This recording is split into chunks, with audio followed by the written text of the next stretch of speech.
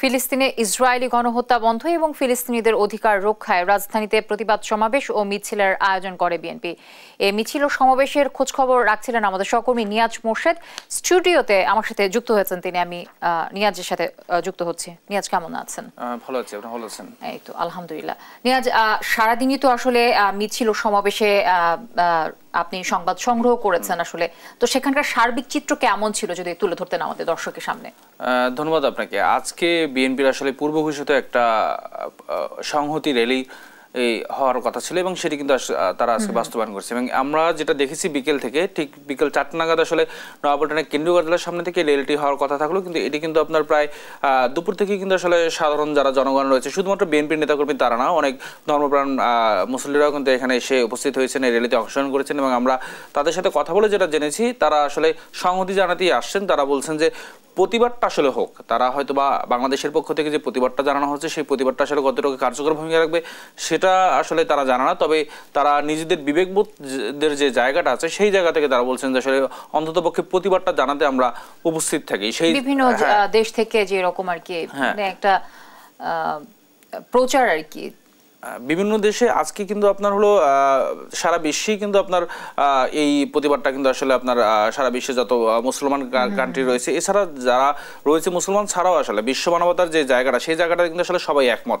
যে আসলে এই যে ইসরায়েলের যে আপনার যে গণহত্যা, এটি আসলে কারোই পক্ষে আসলে কাম্য না এবং কারোই আসলে আপনার এই বিষয়টা নিয়ে আসলে আপনার কেউই এটা সমর্থন করছে না। সবাই বলছে আসলে এই গণহত্যাটা বন্ধ হোক। এবং আপনি জানেন যে আসলে ইসরায়েলের যারা তারাও কিন্তু অনেকেই কিন্তু আপনার এটির বিপক্ষে তারা কিন্তু অবস্থান নিয়েছেন। এবং খুবই নির্মম এবং খুব বাজেভাবে আসলে শিশুদের প্রতি যে অত্যাচার, এটা আসলে কেউই মেনে নেবে না।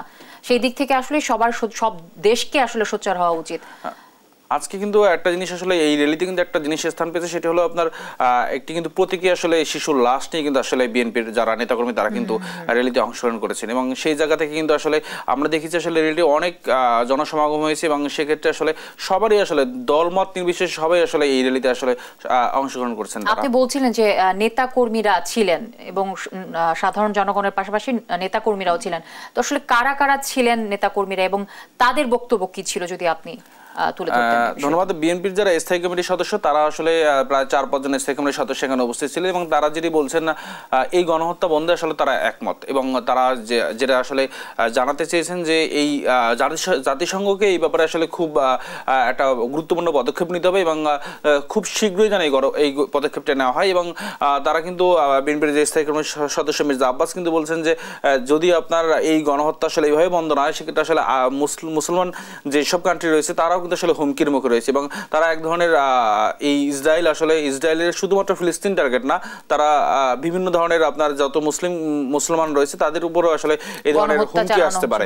হ্যাঁ, এটি আসলে কিন্তু তারা বলেছেন। সেই সাথে আপনার যারা অন্যান্য যারা স্থায়ী কমিটির সদস্য তারা আরও বলেছেন যে বিষয়টি উঠে আসছে যে একসময় আওয়ামী লীগ সরকার আমলে যে আপনার যে ইসরায়েল থেকে যে আসলে আড়ি পাতা যন্ত্র কেনা হয়েছিল, সেই বিষয়গুলো কিন্তু তারা উঠে আসছে এই তাদের বক্তব্যে। এবং তারা কিন্তু সবাই আসলে ঐক্যবদ্ধ যে যেভাবে হোক আসলে এই গণহত্যা বন্ধ করতে হবে।